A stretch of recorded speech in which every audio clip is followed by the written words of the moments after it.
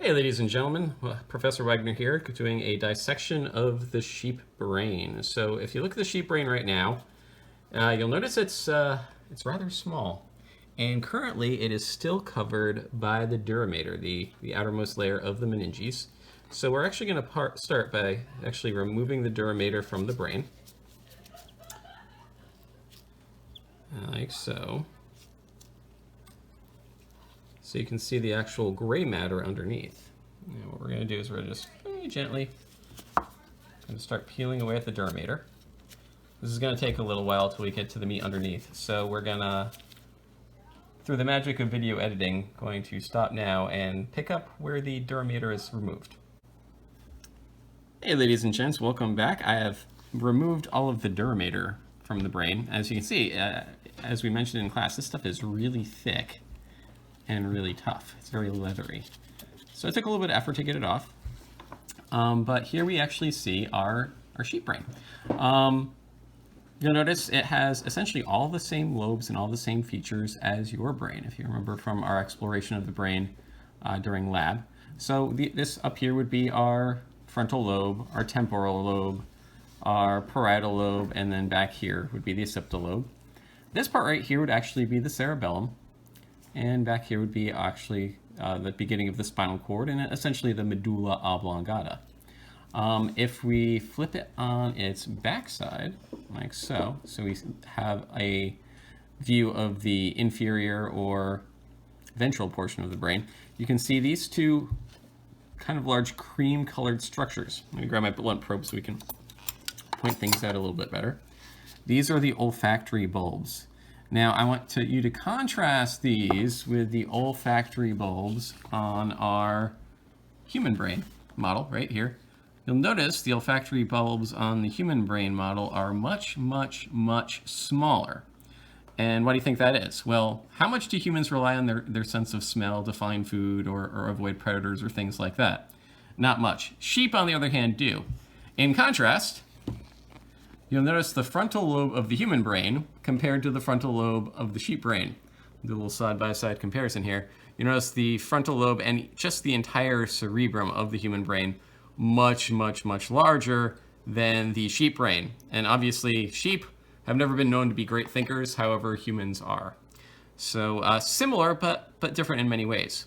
As we continue to look at the ventral portion of the sheep brain, you can see some of the more interesting anatomy. Right here is actually where the optic nerve would cross over. Unfortunately, the optic nerve kind of got a little bit damaged during our dissection. But this would be part of the optic nerve from the right eye. This would be the optic nerve coming in from the left eye. And they cross over here at what's called the optic chiasma, as we can see. Just posterior to that, hanging down off of this space, which would actually be the hypothalamus, is a little tiny hole that would actually connect to this structure that was removed with the dura mater here, which would actually be the pituitary gland, one of the very important glands of the endocrine system. So you can see it right there. That's the sheep's pituitary gland, which controls many portions of hormone release. As we move further down, we can see the pons, and then the medulla oblongata. Remember, these are parts of the brainstem itself, and they control a lot of reflexes.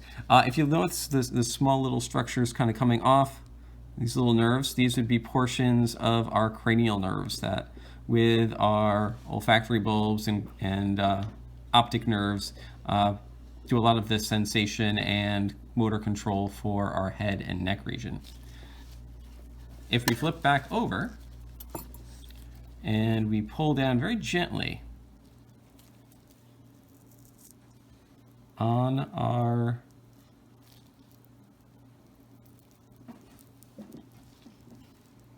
very gently on our, let me move some stuff out of the way with our blunt probe so we don't lose it.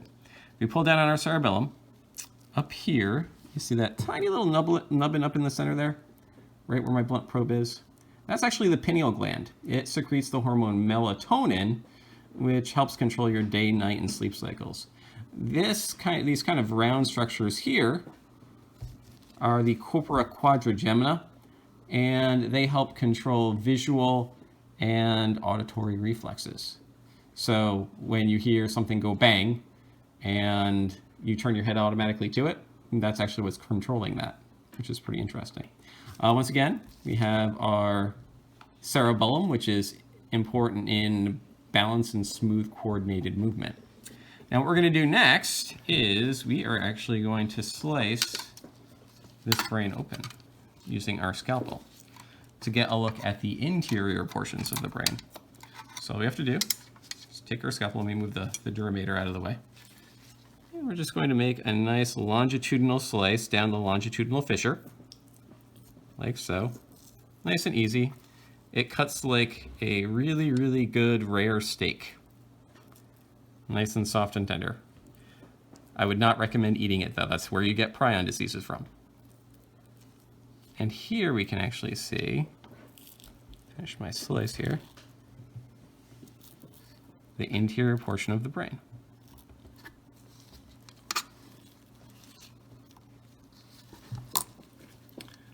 All right, so now let's take a look at some of the interior portions of the brain. Now remember, you're going to need to be able to label these on our diagram as part of your homework.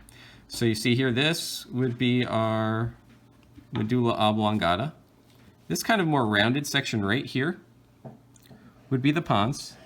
Here we see our cerebellum with this kind of white tree-like structure. That's white matter. Remember, it's myelinated.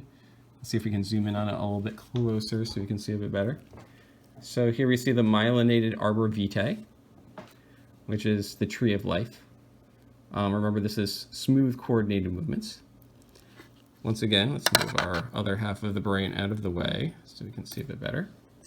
Once again, our medulla oblongata and our pons up more in here. Here's our corpora quadrigemina, and then our pineal gland is right about there. Here is actually this kind of round, almost ice cream scoop looking structure is our thalamus, and just kind of anterior and inferior to that would be our hypothalamus, right in this area. If you look right here, here we can see our optic chiasma that we cut through, the crossing over point for information going from the left eye to the right side of the brain and the right eye to the left side of the brain. If you look here, you'll notice a huge mass of white matter. And if I move my probe in here, you can actually see one of the ventricles of the brain. Now remember, the ventricles contain cerebral spinal fluid, and they allow it to circulate through the brain and around the brain as well. Above that, this branch of white matter here is the Corpus Callosum. It's essentially the way that the left side and the right side of the cerebrum communicate. And then we have another crossing over point here, which is just beneath, which is a bit more developed and actually thicker.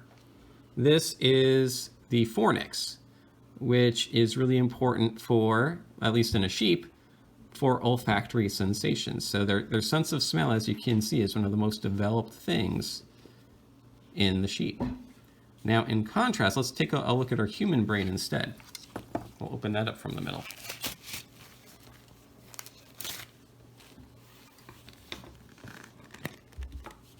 I'm going to throw it exactly the same way. So once again, here we see our corpus callosum, which, as you notice in humans, much more developed. But remember, we're much better thinkers than your typical sheep. Here we see the fornix, which once again, nowhere near as developed as in the sheep itself. This area right here would be our thalamus, and then our hypothalamus would be this kind of drip right down here. We have our pineal gland, which is marked as 23 right there, and these would be the corpora quadrigemina for our visual and auditory reflexes. Our pons, our medulla oblongata, and once again the arbor vitae, or vitae, in the cerebellum. So very similar structures as to the sheep, but some major differences that, well, is the difference between you and a sheep.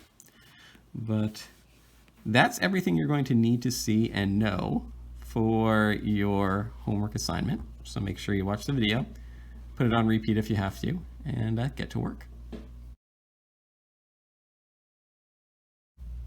So this is my lovely assistant Liam, who is observing very intently during our sheep brain dissection. Liam, what was the observation you made about the size of the sheep brain? How big is it? When you're 5, it's almost as big as your fist. So that means that your fist is big as your heart. So that means it's almost as big as a sheep brain. Very good, Liam. Thank you for that observation. Great job, buddy.